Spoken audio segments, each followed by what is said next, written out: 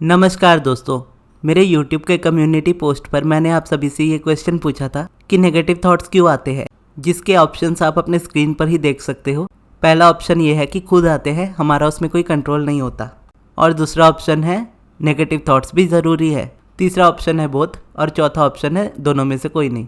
और आज की इस वीडियो में मैं आपको इसी टॉपिक में अब्राहम हिक्स की टीचिंग से और मेरे एक्सपीरियंस से आपको बताऊंगा कि नेगेटिव थॉट्स क्यों आते हैं और उससे कैसे डील किया जाता है, कैसे उससे बाहर निकला जाता है।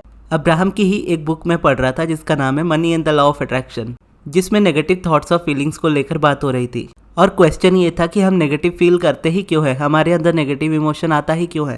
तो अब्राहम अपने तरीके से इसको समझा रही थी कि हम सबके पास एक इनर बीइंग होता है, जिसे हम हिंदी में अगर कहें तो अंतरात्मा हमारी।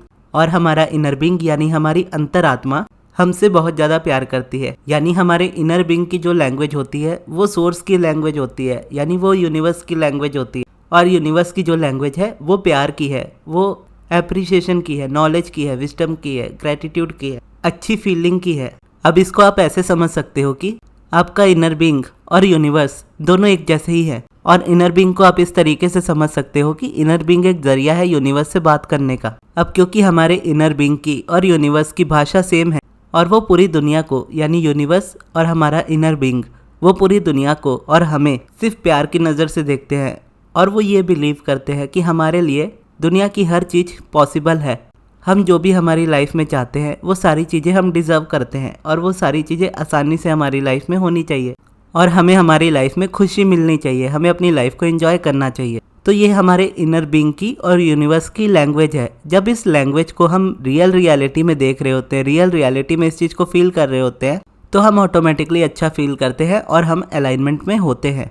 अब इसी चीज़ से आप देखो तो अलाइनमेंट को आप सिंपल तरीके से समझ सकते हो कि आपके इनर बीइंग की लैंग्वेज है प्यार, एप्रिसिएशन की। यूनिवर्स की लैंग्वेज है प्यार और एप्रिसिएशन की।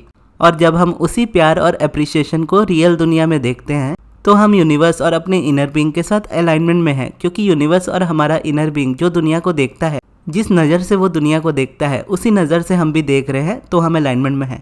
लेकिन अगर हम अपने आप में या अपने से बाहर किसी दूसरे इंसान में या किसी भी चीज़ में नेगेटिविटी को कंटिन्यूसली देख रहे हैं और anger, frustration, stress, anxiety, depression, blame, jealousy, revenge, इस तरह की फीलिंग को अगर हम क्रिएट कर रहे हैं तो हम रेजिस्टेंस में हैं, क्योंकि हमारे इनर बीइंग की और यूनिवर्स की ये लैंग्वेज नहीं है। अब इसको एक छोटे से एग्जांपल से अगर मैं कहूँ तो आप किसी पर्सन को पसंद करते हो और उसी पर्सन के बारे में कोई दूसरा पर्सन बुराई करे आपके सामने, या कोई भी इंसान आपको नीचा दिखाए, आपको किसी वजह से बुरा कहे या आपकी फैमिली को कुछ कहे, तो आपको बुरा लगता है, आपको गुस्सा आता है, आप उस सिचुएशन में और उस पर्सन के लिए नेगेटिव फील करते हो।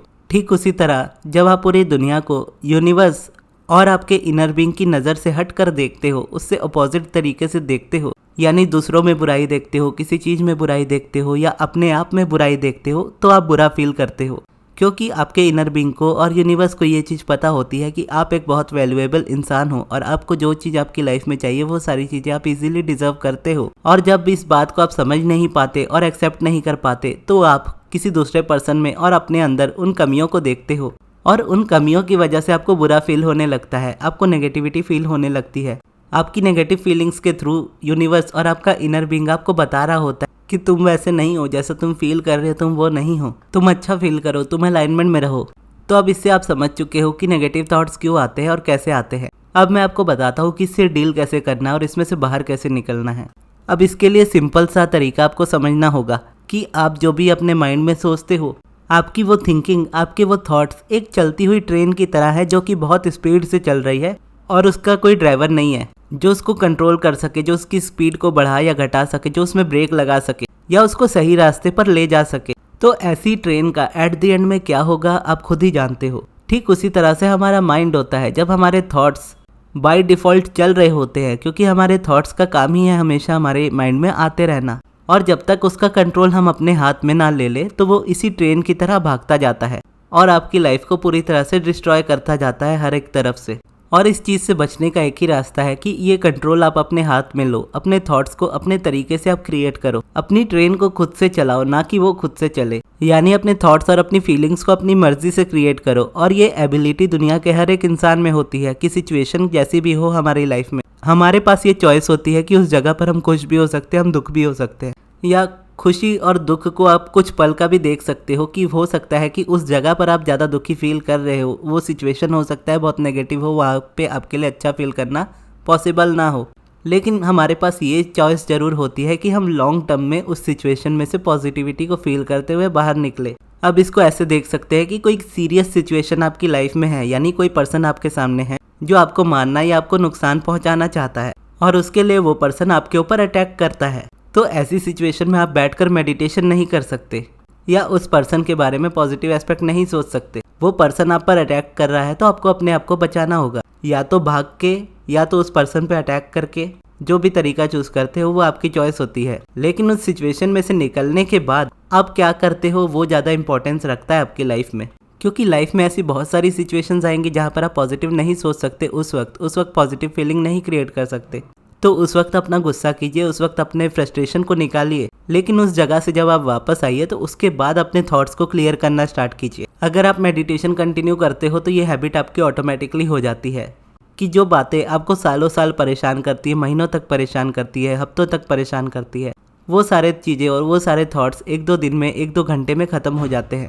या मेडिटेशन अगर आप नहीं करते हो तो उसके अलावा पॉजिटिव एस्पेक्ट्स को या फिर ग्रैटिट्यूड को चूज़ कर सकते हो अपनी लाइफ में। लेकिन जब हम ग्रैटिट्यूड या पॉजिटिव एस्पेक्ट को अपनी लाइफ में चूज़ करते हैं तो उसको चूज़ ही इसीलिए करते हैं कि कोई चीज़ हमें मैनिफेस्ट करनी होती है हमारी लाइफ में। उस टेक्निक के पीछे की साइंस को कभी नहीं समझते कि वो कैसे हमारी लाइफ में हमें हेल्प कर सकती है। बस फोकस इस चीज़ पे होता है कि हमारी ये डिज़ायर है, ये चीज़ बस मुझे मिल जाए और मुझे कुछ नहीं चाहिए मेरी लाइफ में। तो यही माइंडसेट के साथ हम सबसे बड़ी रेजिस्टेंस क्रिएट करते हैं, क्योंकि आपके जो थॉट्स हैं वो इस वक्त एक ट्रेन की तरह यानी बाय डिफ़ॉल्ट चल रहे हैं, जिसका कोई कंट्रोल नहीं है, किसी के हाथ में उसका कंट्रोल नहीं। और आप किसी ऐसी जगह पर जा रहे हो जहाँ पर आप जाना चाहते हो और उस जगह पर से ट्रेन जा रही है, तो क्योंकि ट्रेन में ब्रेक नहीं है, अब आप ये डिसाइड कर रहे हो कि मैं कूद ही जाता हूँ क्योंकि मुझे यहाँ पे पहुँचना है, इस जगह पे मैं पहुँच गया हूँ, मुझे यहीं पे कूदना है। अब इसके बाद मुझे क्या होता है उसके मुझे कोई मतलब नहीं, मुझे बस इस जगह पे पहुँचना है, इसलिए मैं इस जगह पर आके कूद जा रहा हूँ। ट्रेन भले जैसी भी हो, वो कहीं मर्जी जाए, लेकिन मैं कूद के अपनी जगह पे पहुँच जाऊँगा।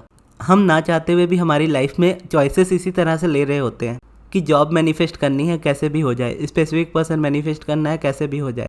लेकिन जो स्पीड से ट्रेन चल रही है, हमारे माइंड की जो ट्रेन चल रही है, उसे रोकने का हमें कभी भी ध्यान नहीं जाता कि उसकी स्पीड को हम कंट्रोल कर सके, जब चाहे तब रोक सके, जब चाहे तब चला सके। जब वो हमारे कंट्रोल में होगी तो हम जहाँ चाहे वहाँ पहुँच सकेंगे ईजिली।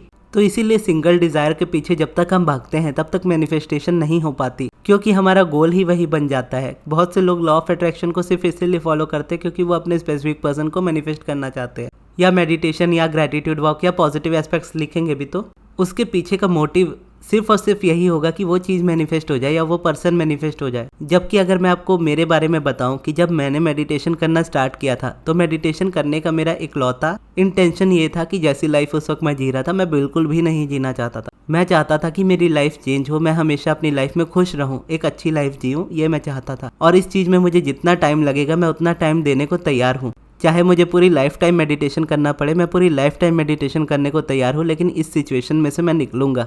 ये बोलकर फिर मैंने मेडिटेशन करना स्टार्ट किया था। तब नेक्स्ट 3 मंथ्स में सारी चीज़ें एक के बाद एक सॉल्व होनी शुरू हो गई थी।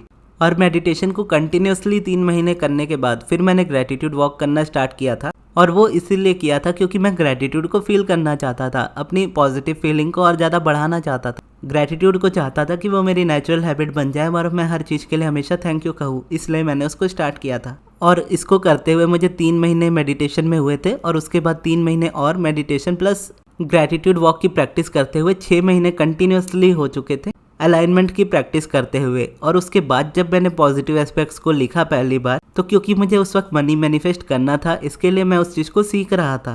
और सीखने के बाद भी मेरा ये इंटेंशन नहीं था कि मैं उससे सिर्फ मनी मैनिफेस्ट कर, क्योंकि वो book money and the law of attraction थी और मनी के ऊपर वो बुक थी, तो मैंने मनी के बारे में सबसे पहले लिखा था। और जिस दिन लिखा था उसके अगले दिन ही मुझे रिजल्ट मिल गया था। 0 इनकम थी और 0 इनकम सोर्सेज थे, और उसके साथ ही अगले दिन मेरी लाइफ में 2 इनकम सोर्सेज ऐड हुए थे एक बार पॉजिटिव एस्पेक्ट लिखने पर। लेकिन वो हो इसीलिए पाया क्योंकि मेरी प्रैक्टिस बहुत ज़्यादा स्ट्रॉन्ग थी उससे पहले। और जब मैंने वापस से पॉजिटिव एस्पेक्ट को लिखना कंटिन्यू किया तो सिर्फ मैं मनी के लिए उस वक्त नहीं लिखता था, मैं बहुत सारे अलग अलग टॉपिक्स को लेकर लिखता था। जो टॉपिक मेरे लिए इंपॉर्टेंट नहीं भी थे, जिस चीज़ को मैनिफेस्ट नहीं भी करना था, उन चीज़ों के बारे में भी लिखता था। जैसे पेड़ पौधों के बारे में लिखता था, अपने शहर के बारे में लिखता था, अपने इंडिया के बारे में लिखता था। अब अगर आप देखो तो अपने शहर को मैं थोड़ी मैनिफेस्ट करना चाहता हूँ, मैं तो वहीं रहता हूँ, या अपने इंडिया में मैं रहता हूँ, मैं इस जगह पर ऑलरेडी हूँ, तो मैं इस चीज़ के पॉजिटिव एस्पेक्ट क्यों लिखूँ। ये चीज़ मेरे माइंड में भी क्वेश्चंस आ सकते थे, लेकिन ये चीज़ मैं लिख इसलिए रहा था क्योंकि मुझे मेरा शहर पसंद है, मुझे मेरी कंट्री पसंद है।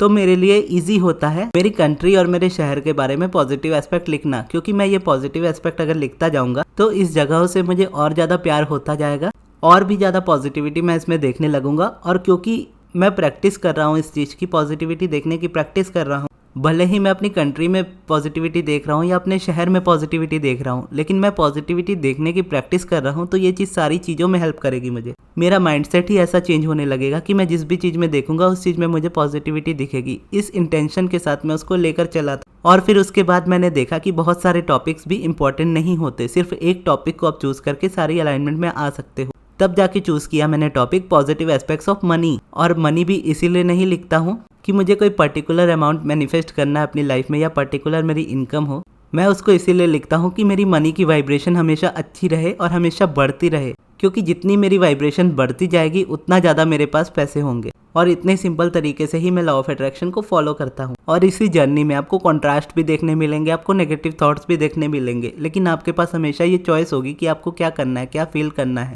और जैसा आप चूज करोगे उसी तरफ यूनिवर्स आपको बढ़ाता जाएगा। लेकिन यह है कि लॉन्ग टर्म प्रैक्टिस में आपको आना ही होगा अगर आप लॉ ऑफ अट्रैक्शन को अच्छे से प्रैक्टिस करना चाहते हो। तो भले ही आप चूज़ करो मेडिटेशन या ग्रेटिट्यूड वर्क या पॉजिटिव एस्पेक्ट या सब्लिमिनल या कोई भी दूसरा प्रोसेस आप चूज़ करते हो, वो आपकी मर्जी है, लेकिन उसको लॉन्ग टर्म लेते हुए चलोगे तो ही आप आसानी से सारी चीज़ों को मैनिफेस्ट कर पाओगे, एक अच्छी अपनी ड्रीम लाइफ मैनिफेस्ट कर पाओगे जैसा आप अपनी लाइफ को चाहते हो। अब जैसे मैं सब्लिमिनल बनाता हूँ, तो सब्लिमिनल बनाने से पहले मैं हमेशा उसमें एफर्मेशंस जब ऐड करता हूँ तो अलाइनमेंट के ही सबसे पहले ऐड करता हूँ, क्योंकि मुझे पता है कि अलाइनमेंट के बिना ये सारी एफर्मेशन वर्क भी नहीं करेंगे। भले ही कोई पर्सन मुझसे स्पेसिफिक पर्सन के लिए बनवा रहा हो या जॉब के लिए बनवा रहा हो, तो स्पेसिफिक पर्सन और जॉब के एफर्मेशंस तो मैं उसमें डालूंगा ही, लेकिन सबसे पहले उससे भी पहले अलाइनमेंट के एफर्मेशंस मैं डालता हूँ, क्योंकि जब अलाइनमेंट होगी तो सारी चीज़ें इजी हो जाएंगी। ये चीज़ें तो आप मैनिफेस्ट कर ही पाओगे। और जब आप सब्लिमिनल को कंटिन्यूसली सुनते जाओगे तो सब्लिमिनल में आपके डिज़ायर के साथ साथ अलाइनमेंट के एफर्मेशंस भी आपके सबकॉन्शियस तक जाते जाएंगे और वो धीरे धीरे आपको एक रूटीन में लाना स्टार्ट ही कर देंगे। यानी अगर आप सब्लिमिनल सुनना स्टार्ट भी करते हो,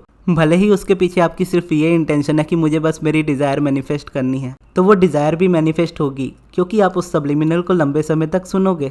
और लंबे समय तक सुनोगे तो जो उसमें अलाइनमेंट के एफर्मेशंस है वो भी आपके सबकॉन्शियस में सबसे पहले जा रहे होंगे। तो वो जब जा रहे होंगे तो आपका माइंड खुद ब खुद चेंज होने लगता है, आप खुद ब खुद प्रैक्टिस करने लगते हो, आप मेडिटेशन करने लगते हो, ग्रेटिट्यूड वर्क करने लगते हो, पॉजिटिव एस्पेक्ट लिखने लगते हो, फिर आप देखते हो कि आपकी लाइफ में चेंजेस आना स्टार्ट हो गए हैं। और ऐसा सिर्फ मैं पर्सनल सब्लिमिनल में नहीं बनाता, पर्सनल में तो बनाता ही हूँ, यूट्यूब चैनल पर भी जो मैंने अपने सब्लिमिनल अपलोड किए हैं उसमें भी मैंने एफर्मेशंस अलाइनमेंट के कुछ डाले होते हैं। अब ये आपके ऊपर डिपेंड करता है कि आप पॉजिटिव एस्पेक्ट से स्टार्ट करते हो या मेडिटेशन से या ग्रेटिट्यूड वर्क से या फिर सब्लिमिनल से। आपको किसी भी चीज़ से स्टार्ट करना हो, आपको सारी चीज़ें मेरे चैनल पर मिल जाएंगी। Positive aspect, meditation, gratitude work और भी जो प्रोसेस होते हैं, इवन सब्लिमिनल भी। और अगर सब्लिमिनल आपको पर्सनली बनवाना हो अपनी किसी डिज़ायर के अकॉर्डिंग, तो आप पर्सनली भी मुझसे बनवा सकते हो। अपने पर्सनल सब्लिमिनल को बनवाने के लिए मेरे मैनेजर अमृत को उनके व्हाट्सएप नंबर पर कांटेक्ट कीजिएगा। उनका कांटेक्ट नंबर मैं आपको कमेंट बॉक्स में दे दूंगा। और ये वीडियो आपको कैसी लगी कमेंट बॉक्स में ज़रूर बताइएगा। इस वीडियो को यहाँ तक देखने के लिए बहुत बहुत धन्यवाद।